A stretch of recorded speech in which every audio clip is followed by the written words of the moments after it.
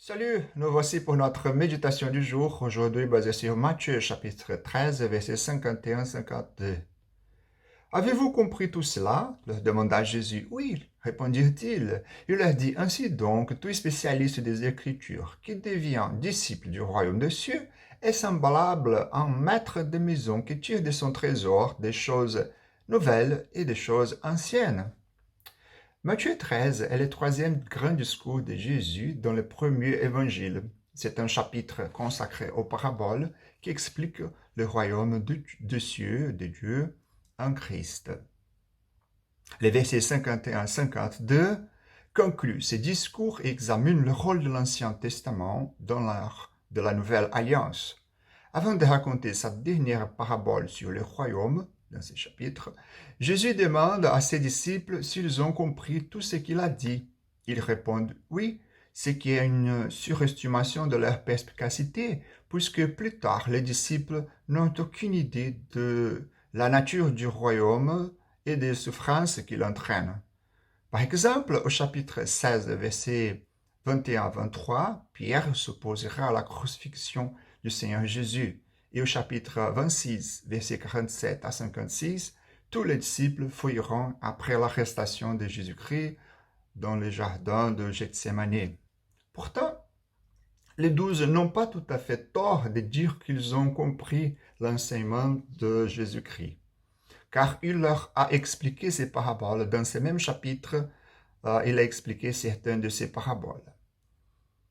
Leur compréhension n'est pas mature, mais elle n'est pas totalement absente.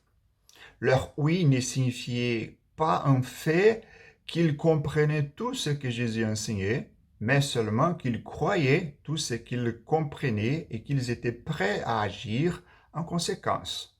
Tous les croyants voient la vérité, bien qu'à travers un verre sombre. Notre connaissance ne sera pas mûre tant que nous ne serons pas avec Christ dans la gloire. La dernière parabole dans Matthieu 13 sur le royaume dit que ceux qui ont été formés pour le royaume sont capables d'étirer des trésors à la fois nouveaux et anciens des Écritures. Les disciples précèdent la compréhension.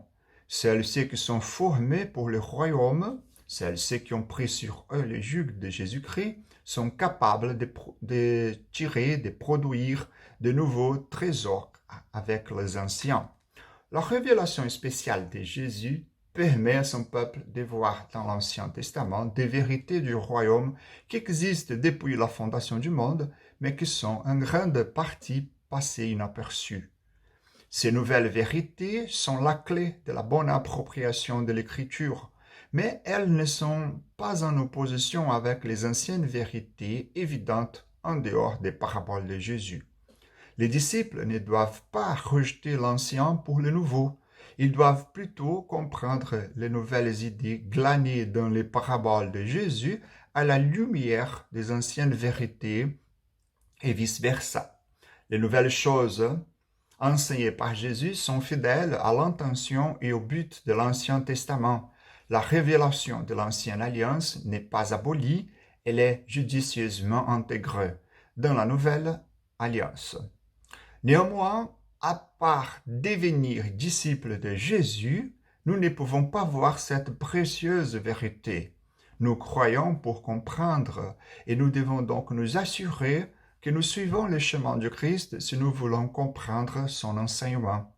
Que Dieu vous bénisse.